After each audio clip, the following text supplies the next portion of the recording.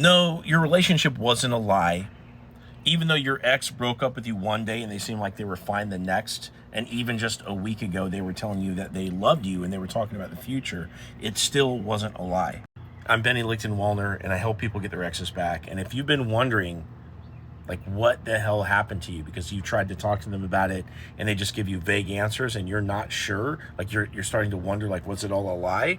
I get why you would think that, probably because they chased you in the beginning. They did something akin to love bombing, and then they throw you away like it's nothing. Almost like you almost start to wonder, like, was this person a narcissist?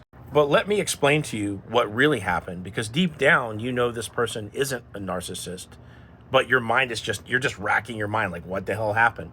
Your ex in childhood did not get the same thing as what the average person with emotionally available parents gets. And there's a profound impact on the wiring of that child and the way that they come up in terms of how they connect to other people, what they think to do, the kind of communication that they think to have, their ability to withstand difficult emotions and conflict, all the stuff that comes with getting attended to and co-regulated by your parents in childhood.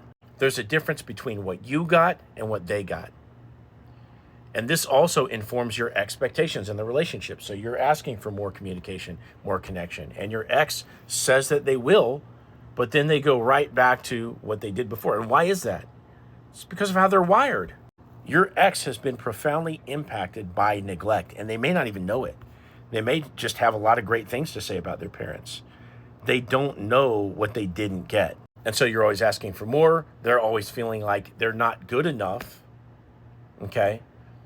And that's one of the main problems in your relationship. Now, the reason why they came on strong in the beginning is because they get validation from your acceptance of them. When you don't get enough love in childhood, you form this wound inside, this core wound of feeling not good enough.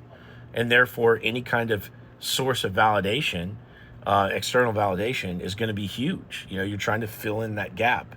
And when they meet you and you're into them, they eat it up and they go nuts for it, for the first, anywhere between like 3 and 6 months. Now, to explain what happened at the end, your ex doesn't tell you what bothers them. They don't know how to communicate. They don't know how to set boundaries or ask for what they want. And you probably see evidence of this in their other relationships, like their friends or like their work or their family and stuff like that. And so ultimately, they spread themselves so thin in their life, and they're so terrible at stress management that ultimately they break up with you because they don't know how to handle the relationship on top of everything else that they've taken on.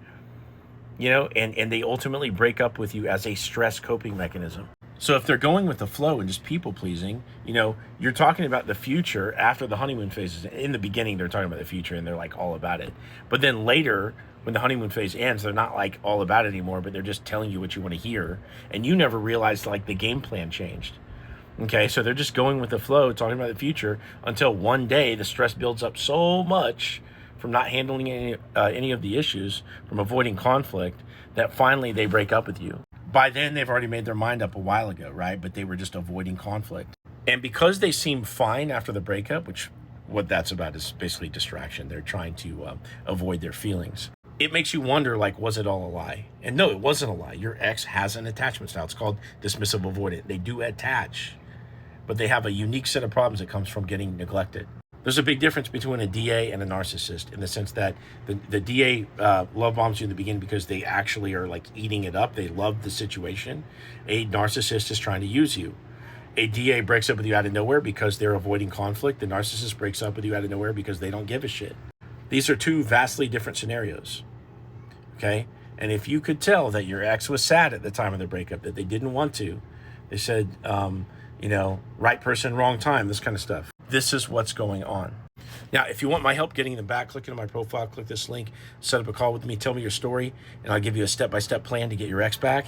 And you can also join my community where every single week we have group calls to keep you in check, or really to keep me in check with what's going on in your situation. And you can access my course library and interact with the other people in your same shoes.